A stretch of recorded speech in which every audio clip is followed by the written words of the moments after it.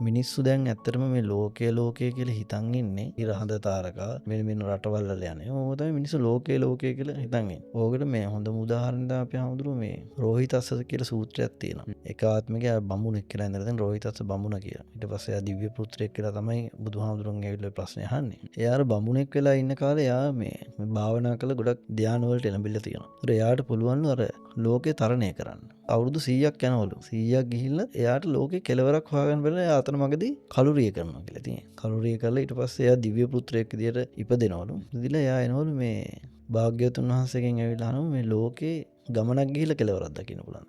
භාග්‍යවතුන් වහන්සේ මේ ලෝකේ ගමනක් ගිහිල්ලා නම් කෙලවරක් දකින්න බෑ කියලා. ඔයාට ලෝකේ කෙලවරක් දකින්න ඕන නම් මේ බඹයක් තරම් වූ ශරීරයෙන් තමයි මේක කෙලවර ඔයාලට දකින්න පුළුවන් කියලා. මේ ඇස කන්නාසය දිව ශරීර කය මනස කියන ඒ ඉන්ද්‍රියන් හය ඔස්සේ තමයි මේක අපිට තේරුම් ගන්න තියෙන්නේ. ඒ වුණාට සාමාන්‍ය මිනිස්සෙක් කෙලින්ම මේ ලෝකය කියලා ගන්න මේ බාහිර දෙයක් ගැන තමයි ගන්න. ඒ බාහිර දෙයක් ලෝකය කියලා ගන්න තැනම තමයි ප්‍රශ්න ගොඩක් හටගන්නේ. එද රෝහිතස්ස රෝණුනා වගේ මිනිස්සුන්ට මේ ලෝකයේ අතර කෙලවරක් දකින්න ඕනේනේ. ජීවිතේ ජීවත් වෙනකොට එක දවසක ඉඳලා පොඩි අදහසක් එනවා මේක මේ ප්‍රශ්න ඇති වෙනකොට මොන හරි දෙනවනේ මේකට උත්තරයක් විදිහට ඒගොල්ලොත් හොයන්න කෙලවරක් තමයිනේ. කෙලවරක් කියන්නේ මේ ඇත්තටම බලුවම මේ දුක නැති කරගන්න ක්‍රමයක් තමයි හොයන්නේ. රෝහිතස්ස හොයන්නේත් ඕක තමයි. එයා බලන්නේ මේ දුකක් නැති ජරා මරණයක් නැති තැනක් කොහෙද තියෙන්නේ කියලා.